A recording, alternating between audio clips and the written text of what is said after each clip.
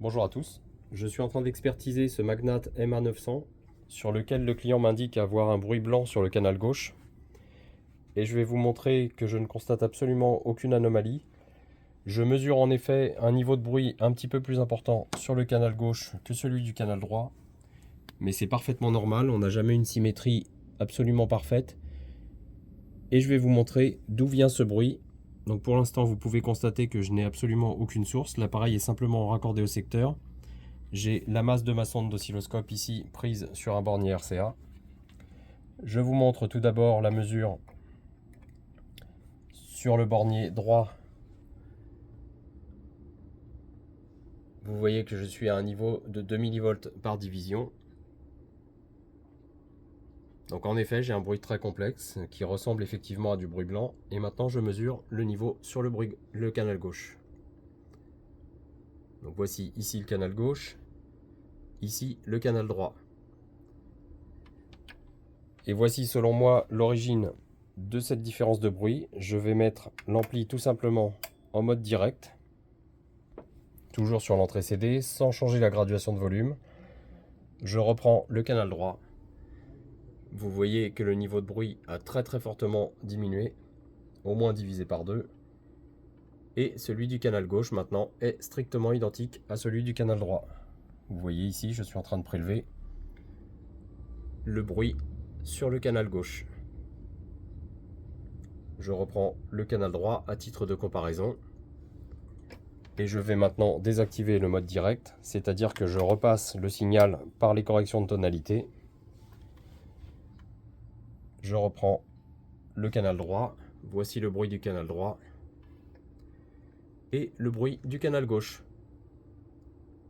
Donc il ne s'agit pas d'une anomalie, ce n'est pas un dysfonctionnement, c'est simplement que le cheminement des liaisons audio n'est pas tout à fait le même, n'est pas exactement le même entre le canal droit et gauche.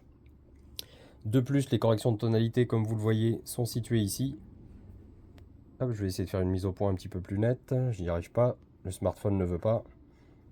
Voilà. Et malheureusement, ces corrections de tonalité sont sous l'étage à tube. Donc ça capte forcément des bruits parasites qui sont liés à la haute tension présente et nécessaire pour les cathodes des tubes. Donc là vraiment c'est quelque chose qu'on ne peut pas corriger, il ne s'agit pas d'un dysfonctionnement au vu du niveau de bruit mesuré. Vous le voyez ici, l'oscillo est resté en mode d'acquisition sur le dernier signal, donc c'est le signal sur la voie gauche avec 2 mV par division.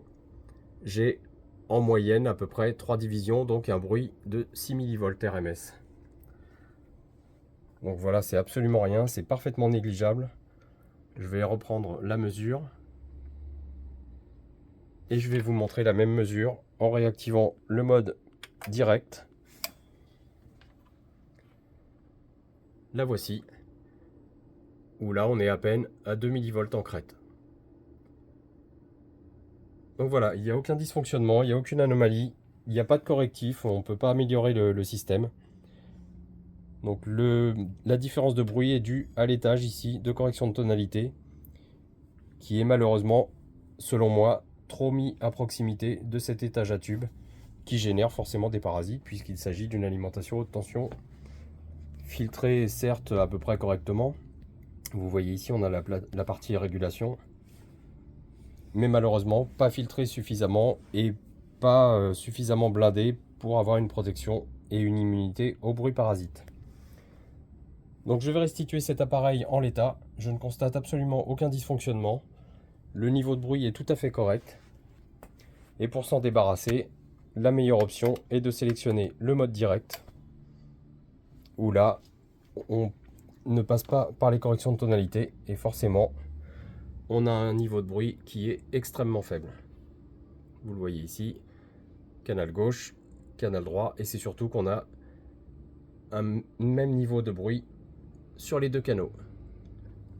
Ce qui n'est pas le cas lorsque le signal transite par les corrections de tonalité. Donc je reprends canal droit,